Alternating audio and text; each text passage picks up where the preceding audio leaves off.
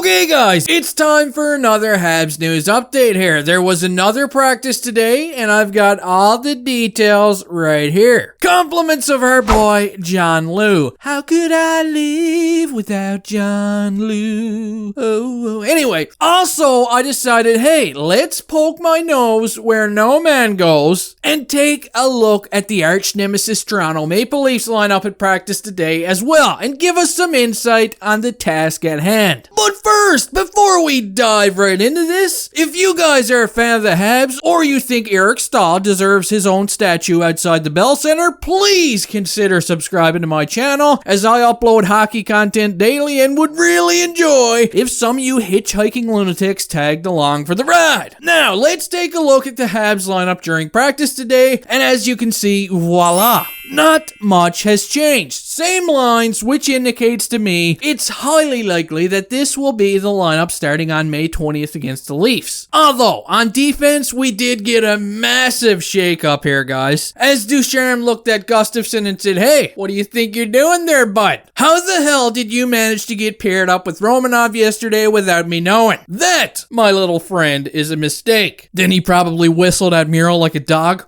Hey, Mural! Get your dirty ass over here. Yeah, you're skating with Romanov today. Mural obliged, and yeah, that was the only change of the day. And moving on, with regards to Carey Price, apparently he was dynamite today at practice, and Arpon Basu would have this to say, quote, you know Carey Price is sharp in practice when the group collectively cheers whenever someone manages to beat him. There's been very few cheers today, but they're loud when they happen. So, let's hope this is a sign of things to come for game one, guys. Carey Price would also say today after practice that he doesn't hold anything against Chiasson for the concussion incident in the game against the Oilers. He would say that he felt woozy after the contact, and even the lights around the arena were bothering him, and he would also go on to say that the next couple of days were not very pleasant. Again, much like Danault, guys, let's hope this is the last time these guys have to deal with concussion issues. As geez, every time you get one of these things, they keep coming back. So,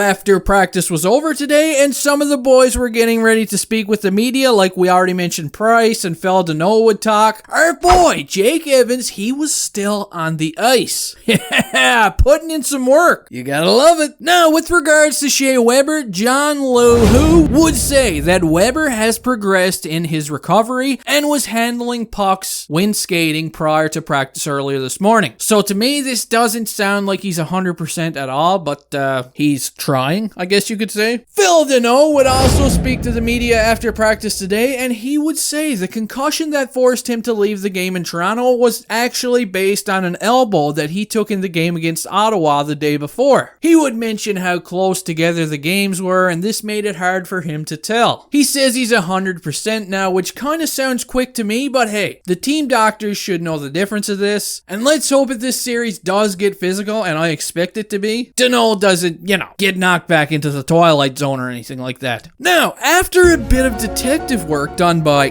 yours truly, I did get a sneak peek at the Toronto Maple Leafs lineup during their practice today, and here's what we're up against. Woo-hoo-hoo-hoo! They've got a good top six, with Nick Foligno adding a physical presence up there as well. They've got an old man fourth line. Look at that shit. That's old as balls. And I'm really hoping that Evans, Barn, and Lehkonen can take advantage of this with their speed. The Leafs also got a third line now, with Alexander Kerfoot moved to the wing, as Riley Nash is now into the mix as well, and he is set to center this third line. Also, Bozo or Bogosian or Bogosian, whatever the hell you want to call him, he was skating at practice today too, but he was wearing a no contact jersey, so I kind of doubt he's going to be ready for game one, but hey, who knows? Anyway guys, that does it for this Habs news update. I hope you all enjoyed, and I'll see you next time.